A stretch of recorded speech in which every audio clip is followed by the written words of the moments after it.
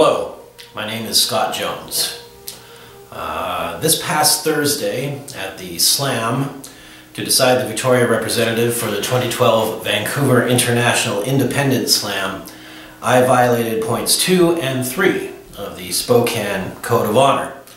This unthinking and unconscionable violation, in which I prefaced a performance with a brief mocking send-up of another performer who was present in the room at the time. I had a little kinky action in the copy room, but you know, I don't want to brag. I don't brag well. But then again, this is a slam, and you know, it's a strange altered state, and I can feel another personality sort of taking over, and it's, I've got a few, and it's, I see some initials. We've got a J. Oh, we've got something like a reverse J. It's an L. Oh my God, am I Jeremy Loveday? Am I gonna unleash a poem about food security, or, let's see, oh, how the children are our future? No, I'm not gonna do that. It's something else, it's something else. Oh, that's right, I'm the land daughter. Was preceded by borderline, unsportsmanlike activity on Facebook, and followed by further definite violations of the code, both on Facebook and in private emails between myself and another performer. This video serves both as confession and also apology, as well as an explanation of why I will no longer be competing in poetry slams in Victoria.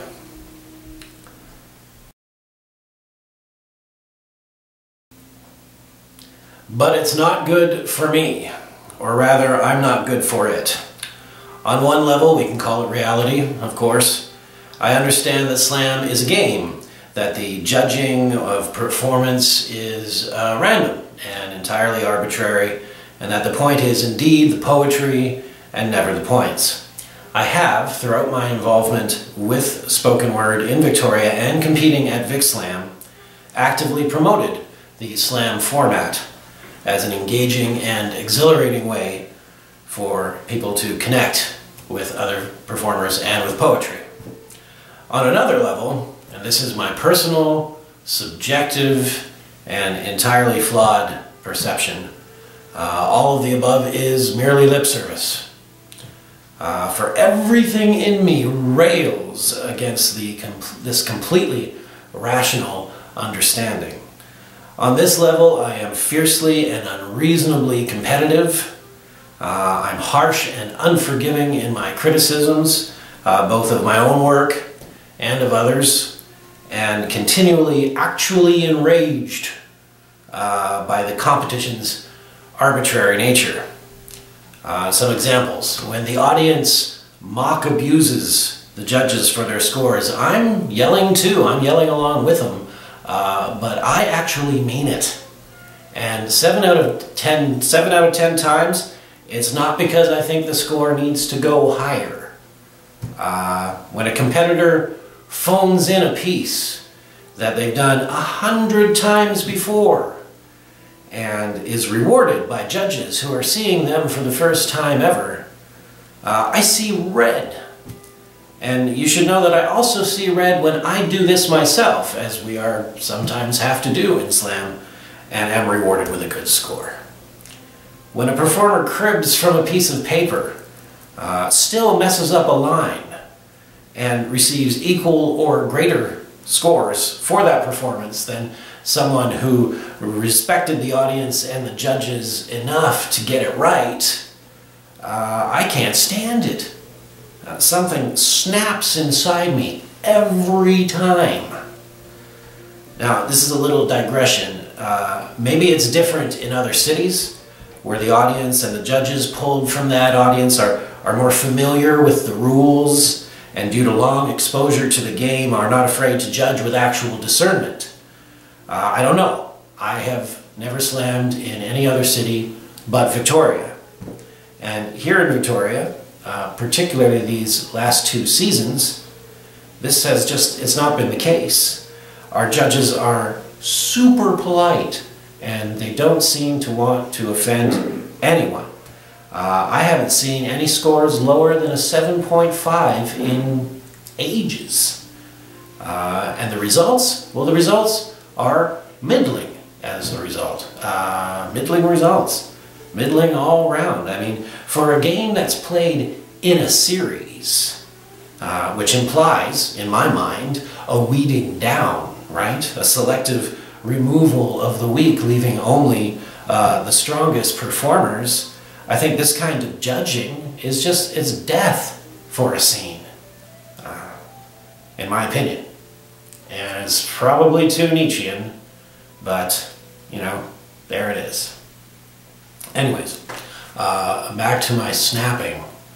Understand, please, that I do not believe this is the fault of the slam format. This is a fault in me. I have found myself unable to treat slam appropriately as the game that it is, and I have allowed the competition to trigger extreme reactions in myself to people and events, feelings of betrayal, injustice, paranoia, and shame. I don't like who I am when I slam. I don't like how I feel in the days leading up to a competition, and no matter what the outcome for myself personally, win or lose, I don't like how I feel in the days afterward. As one of the wronged parties at the receiving end of my recent sportsmanship breakdown said, in what I wish I could claim for myself was an uncharacteristically venomous exchange, he said to me, "It's supposed to be fun." And, you know, he's right. It is. It's supposed to be fun, but, you know, it has not been fun for me for a very long time. This recent incident is not the first either, within VicSlam or its parent group, Tongues of Fire, where I served as artistic director for 2 years. Just off the top of my head, there was the can a slam master compete in their own slam policy debacle of the 2010 season. Now this is a season in which I wasn't even competing, but I still had to sound off about this at length and with considerable venom, mostly because I had a bad personal history with the slam master at the time. And this had a polarizing and isolating effect on all the competitors and everyone involved. There was the Tongues of Fire versus Victoria's Crusty Anarchists blowout of early 2011, in which a political argument, I don't even know you could call it an argument, anyways, an argument that I started online. It was more trash talking and unpleasantness, spilled over into the poetry community, and that had some unpleasant results. There's these and, you know, other minor but nasty interactions and clashes with performers and volunteers. I mean, thank God, never with audience members. I think all of these have contributed to a less than stellar reputation for Victoria's poetry community. And this was brought home to me a few months ago when I did a feature performance at Saskatoon's Tonight It's Poetry.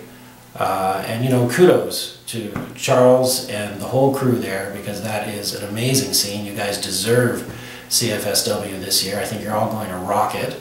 And I wish I could be there, but I'm not slamming anymore, as this makes clear. Anyways, after my show, a fella came up to me and he said, after pleasantries, he said, "Victoria, you guys are like really political there, right?" And I was ashamed to say yes, and I was too ashamed to say and admit what I knew, that this reputation for drama and infighting was largely due to my actions, to the way I operated. Anyway, for these reasons, for my own emotional and spiritual health and growth, for my own artistic development and integrity, and most importantly for the health and balance of my growing family, I will no longer be participating in SLAM. I simply cannot afford to do that.